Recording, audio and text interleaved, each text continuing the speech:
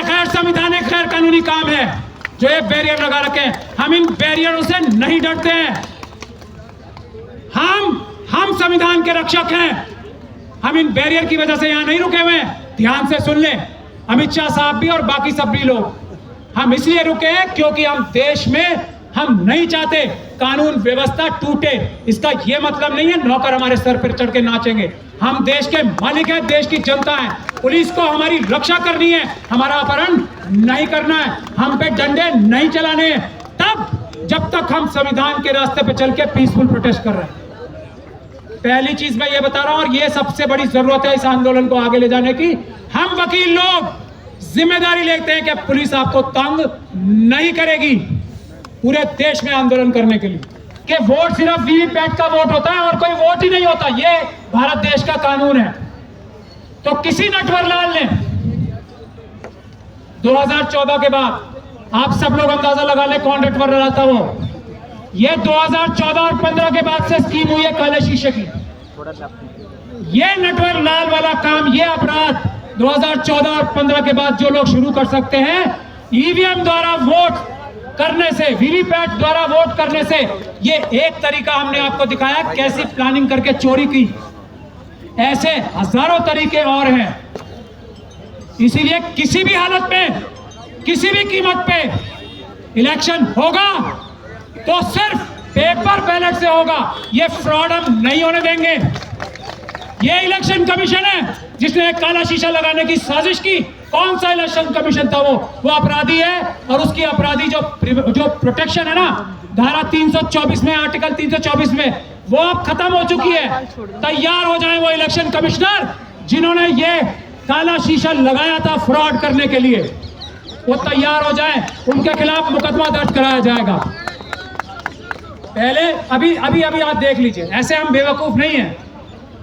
एक हम बचपन से नारा लगाते आए हर इलेक्शन में, मोहर लगेगी किसी भी जगह, वो नाम नहीं लेना है, मोहर लगेगी की जगह बटन दबाओ।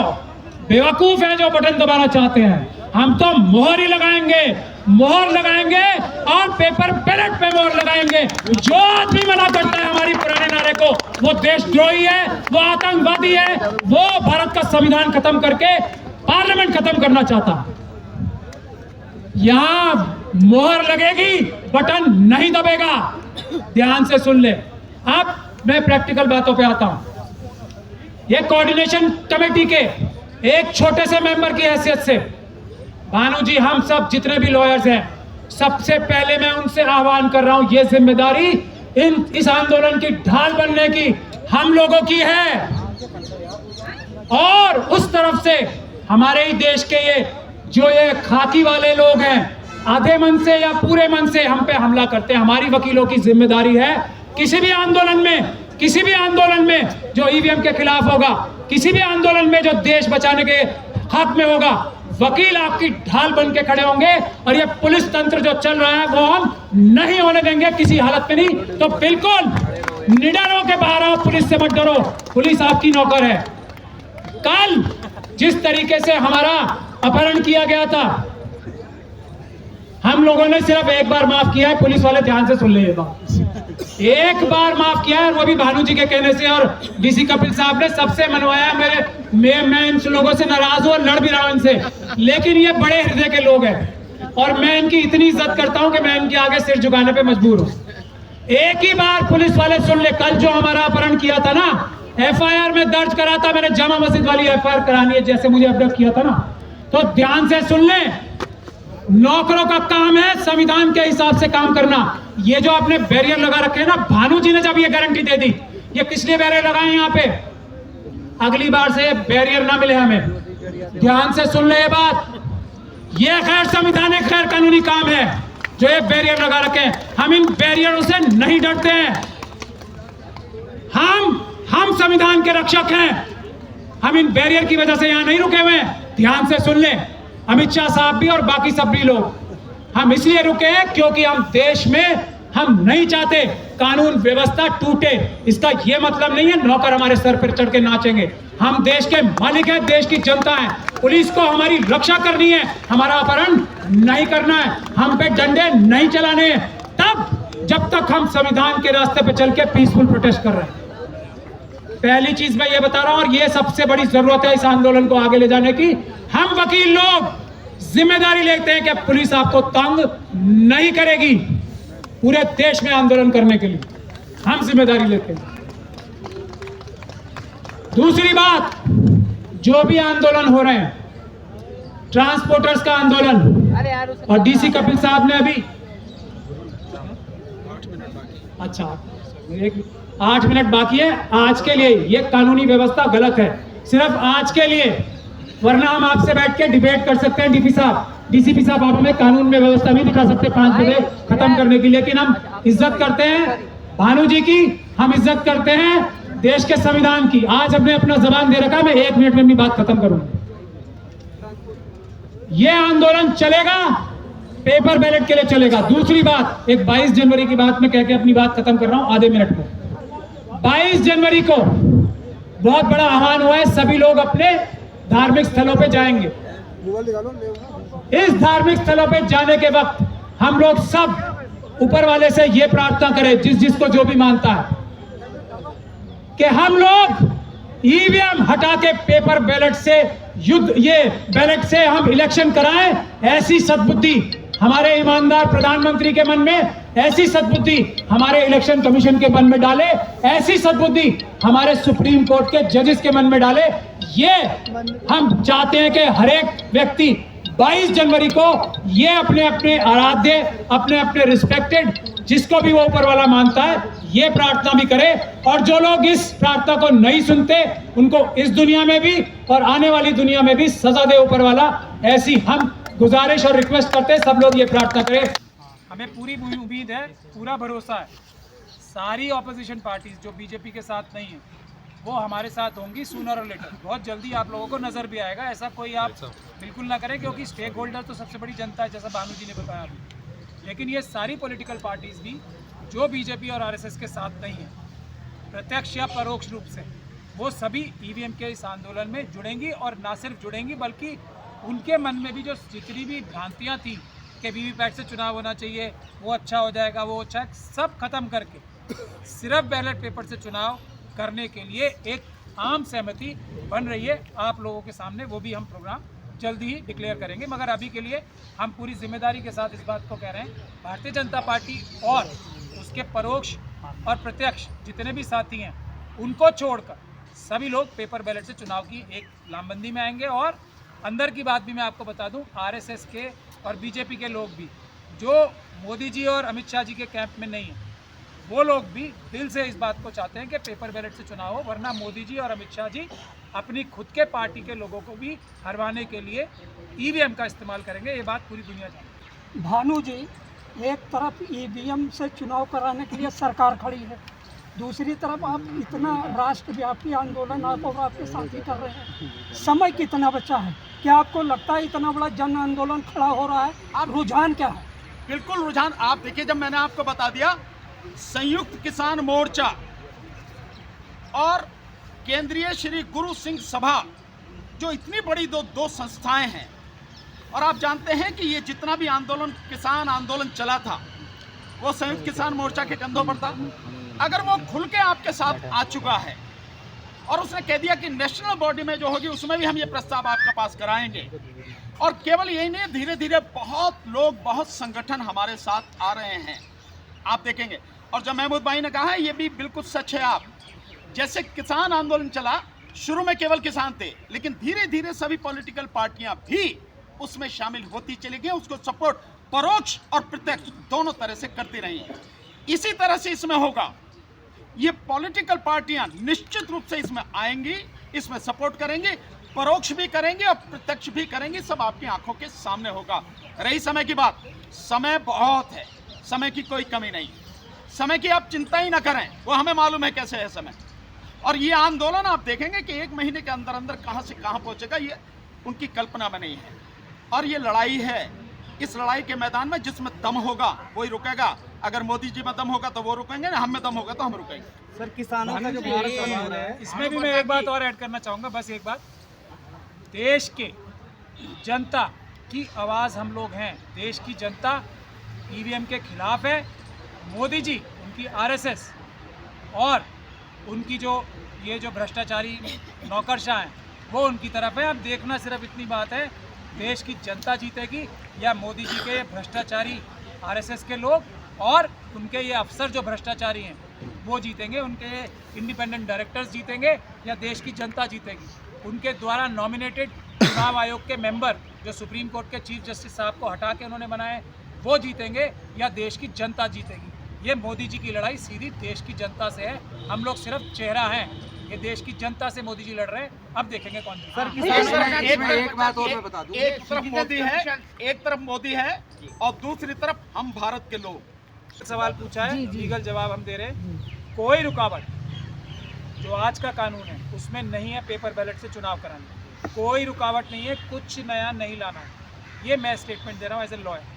अब मैं अटॉर्नी जनरल, सॉलिसिटर जनरल और जो मोदी जी के लॉ मिनिस्टर हैं उन सबको हम एक साथ चैलेंज कर रहे हैं, वो आज के कानून में कोई प्रावधान ऐसा बना दें कि जिससे पेपर बैलेट से चुनाव नहीं हो सकते हैं। हम उसका जवाब देने को तैयार हैं। ये भी सब भ्रांतियाँ फैलाई जा रही हैं, टाइम नहीं है, कानून में बदलाव लाना पड़ेगा। कुछ तो भ्रांति ये भी बनाई जा रही है कि जो कॉन्स्टिट्यूशन है उसमें अमेंडमेंट लानी पड़ेगी। ये सब भ्रांतियाँ, झूठ है, टोटल झूठ है। जैसे ईवीएम झूठ है, ये सब भी झूठ है। कोई प्रावधान में चेंज नहीं करना पड़ेगा, पूरे प्रावधान मौजूद हैं। आज भी जो रिप्रेजेंटेशन ऑफ पीपल्स एक्ट है उसमें बुनियादी इलेक्शन होता है वो आज भी पेपर बैलेट लिखा है। ईवीएम सिर्फ उसकी रिप्लेसमेंट है पेपर बैलेट की। तो ये भी भ्रांति आप अपने दिमाग से देश की जनता दूर कर ले। कोई रुकावट भी नहीं है पेपर बैलेट से चुनाव कराने में। ईवीएम से जरूर रुकावट हो सकती है। सर, किसानों का जो भारत बंद हो रहा है उसमें आप लोगों का समर्थन है या उसका मुद्दा उसमें रहे कि नहीं? बिल्कुल हम सपोर्ट करेंगे। जो भारत बंद 16 तारीख को हो रहा है किसानों का, हम पूरी ताकत के साथ में किसानों के उस भारत बंद को सपोर्ट करेंगे। ईवीएम हटाओ संयुक्त मोर्चा और हमारे जितने भी घटक साथी हैं हम सब पूरी ताकत से उनका सपोर्ट करेंगे और किसानों का, इस देश के मजदूरों का, इस देश के बेरोजगारों का, इस देश की जिनकी शिक्षा छीन ली गई उन सब का, क्योंकि ये सब देश के ज्वलंत मुद्दे हैं। ये देश की जरूरी लड़ाई है। इस हर लड़ाई में हम पूरी ताकत से उनका साथ देंगे और मैं वहां कह के भी आया था, आपकी हर लड़ाई में हम हर कदम हर पल आपके साथ हैं। सरकार में खास तौर पे अमित शाह साहब और मोदी जी के अंदर नजर आ रही है दहशत, उससे तो हमें ये साफ लग रहा है कि हम ये लड़ाई जीतेंगे, 100% जीतेंगे। क्योंकि ऐसा एक नारा लगता है, मोदी जब जब डरता है पुलिस को आगे करता है। तो पुलिस से पहले बल का प्रयोग किया और अब छल का प्रयोग किया। 5 तारीख को बल का प्रयोग किया था और आज परसों 16 तारीख को छल का प्रयोग किया। तो बल और छल जब इस्तेमाल करने लगे, पुलिस झूठ बोलने लगे, सरकारी अफसर झूठ बोलने लगे, धोखा देने लगे, तो समझ जाना चाहिए कि चुनाव आयोग के कर्मचारी भी सरकारी अधिकारी हैं, वो भी झूठ बोल रहे हैं। लेकिन सर सवाल एक ये भी बन रहा है कि जो पब्लिक का समर्थन था उतनी भीड़ नहीं जुटा पाए थे आप लोग। नहीं, मेरे ख्याल से हमने ये ऐलान किया था कि सिर्फ लॉयर्स आएंगे और लॉयर्स जो है वहाँ पे बहुत बड़ी तादाद में आए थे। ऐसा नहीं है कि लॉयर्स नहीं आए थे। हम अभी इस आंदोलन को ज्यादा पार्टिसिपेशन या ज्यादा भीड़ का कार्यक्रम नहीं बनाना चाहते, वरना कितने लोग हमारे साथ हैं या हम कितने लोगों के साथ हैं उसका एक अंदाज़ा आप इसी से लगा सकते हैं कि जो हमने एक नंबर अनाउंस किया था उसमें सैकड़ों हजारों फ़ोन हर मिनट आ रहे हैं। तो पब्लिक के हमें सैकड़ों फ़ोन आ रहे हैं कि हम कहाँ कहाँ आंदोलन करें। लेकिन हम स्ट्रेटजी बना के ये 22 तारीख और 26 तारीख निकल जाए, उसके बाद बड़ा जन आंदोलन होगा और किसी भी हालत में किसी भी कीमत पे ईवीएम से चुनाव नहीं होगा। पेपर बैलेट सुरक्षित है, पेपर बैलेट सस्ता है, पेपर बैलेट जल्दी चुनाव का रिजल्ट कराता है, पेपर बैलेट सुरक्षित है। तो इन चारों खूबियों के बावजूद भी जो पेपर बैलेट को हटा के ईवीएम का प्रयोग करना चाहता है वो बेईमान है। सर, आप जैसे कह रहे हैं कि जनता के फोन आपके पास मिस कॉल्स आ रहे हैं, पर वही जनता कहती है कि जो राम को लाए थे वही सत्ता में आएंगे। ईवीएम के माध्यम से ना आए, हम ये कह रहे हैं। तो ईवीएम की क्या जरूरत है? सत्ता में पेपर बैलेट के माध्यम से आने की चेष्टा करें ना, फिर देखते हैं 40 सीटें भी आती हैं या नहीं आती हैं। योगी जी तो कह चुके हैं 400 पार आ रहे हैं बस बात। योगी जी तो अब प्रधानमंत्री बनने की रेस में है ही, तो 400 पार होंगी। लेकिन योगी जी ईवीएम कंट्रोल कर रहे हैं या अमित शाह जी और मोदी जी, ये एक बड़ा सवाल है। इसके बारे में आप लोगों को इन्वेस्टिगेशन करनी चाहिए। जो ईवीएम कंट्रोल करेगा उसी के लोग जीतेंगे, ये है। इसीलिए हम ईवीएम से चुनाव नहीं होने देंगे। फिर ना योगी जी की 40 सीटें आने वाली हैं हाँ। और ना पूरे देश में मोदी जी की 40 सीटें आने वाली हैं। पर वही 2019 में भी उन्होंने कहा था कि इस बार हम 300 के पार हुए थे और 303 सीट आई थी, तो क्या लग रहा है? चुनाव किससे हुए थे 2019 में? ईवीएम से हुए थे ना। तो वो तो उनकी बहुत बड़ी मेहरबानी थी, 300 पार कराए, 500 पार करा लेते हो।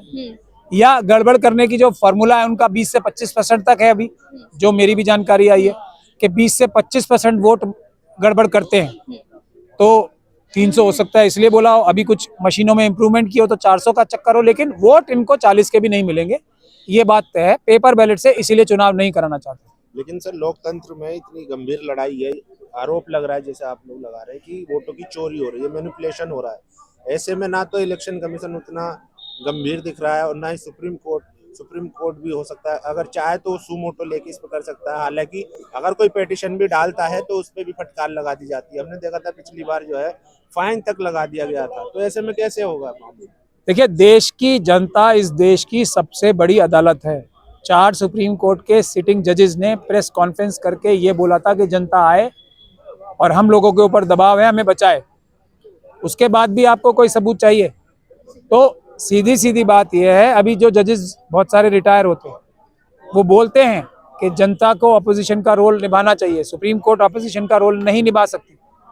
इस देश के कानून मंत्री ये बोल चुके हैं कि सुप्रीम कोर्ट को सरकार के हिसाब से चलना चाहिए। ये उन्होंने एक सेमिनार में बोला था, जो इससे पहले के लॉ मिनिस्टर थे। इसके बाद भी आपको कोई सबूत चाहिए कि इस देश का हर संस्थान दबाव में है। इसीलिए हम लोगों ने सुप्रीम कोर्ट को ये बताने के लिए कि पूरा देश सुप्रीम कोर्ट के साथ खड़ा है, कोई दबाव में नहीं आने देगा। देश की जनता सुप्रीम कोर्ट के ऊपर दबाव नहीं बनाने देगी किसी को। पर वही ईवीएम का मुद्दा भी आप उठा रहे हैं, क्योंकि इतना बढ़ चढ़कर नहीं दिख रहा है और राम राज्य मतलब कि राम मंदिर का उद्घाटन हो रहा है, तो क्या लग रहा है कहीं ना कहीं राम पे वोटिंग जो है पोलराइज हो जाएगी? देखिए, ईवीएम से करा लेना, ईवीएम से हटा के पहले पेपर बैलेट से करा लें, कोई पोलराइजेशन नहीं होगी।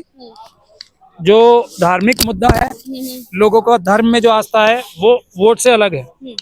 ऐसा शायद मोदी जी भी कहते नहीं है, दिल में वही है उनके, लेकिन कहते नहीं है, लेकिन विश्वास नहीं है। इस मुद्दे पर भी मोदी जी को विश्वास नहीं है। सिर्फ मोदी जी को एक ही चीज पे विश्वास है, वो है ईवीएम, और ये सच्चाई है। अगर वो किसी भी और शक्ति में विश्वास रखते हैं तो पेपर बैलेट से चुनाव करा लेना। लग रहा है लोकसभा चुनाव से पहले करवा पाएंगे, आप मनवा पाएंगे उनसे जो आप? दुनिया की कोई शक्ति ईवीएम से चुनाव देश में इस बार नहीं करा पाएगी, पेपर बैलेट से ही चुनाव होंगे। लेकिन सर इस बार जो बांग्लादेश में चुनाव हुए वहां पर भी जो है ईवीएम से नहीं किए गए थे, तो भारत इंडिया में क्यों इलेक्शन कमीशन इसको इतनी गंभीरता से नहीं ले रहा, जबकि बार बार आरोप लग रहा है और बार बार चुनाव में खबरें भी आती है कि टेम्पर हुआ या धांधली हुई, उसके बाद भी इस तरीके से क्यों हरकत कर रहे हैं? तो यही है ना, ईमानदारी से काम नहीं कर रहे, दबाव में है या ईमानदारी से काम नहीं कर रहे। वो बनाए भी ऐसे गए ना, अभी एक तीसरे जो बने हैं अभी चुनाव आयोग के जो मेंबर बने हैं, वो तो मतलब सर जो सत्ता में है वही हमेशा सत्ता में रहेगा जिस तरीके इसीलिए ईवीएम से चुनाव कराना लोकतंत्र के लिए और देश के लिए सबसे बड़ा खतरा है। और जो भी ईवीएम का सपोर्ट करता है वो देश के प्रति वफादार नहीं है, भारत के संविधान का गद्दार है।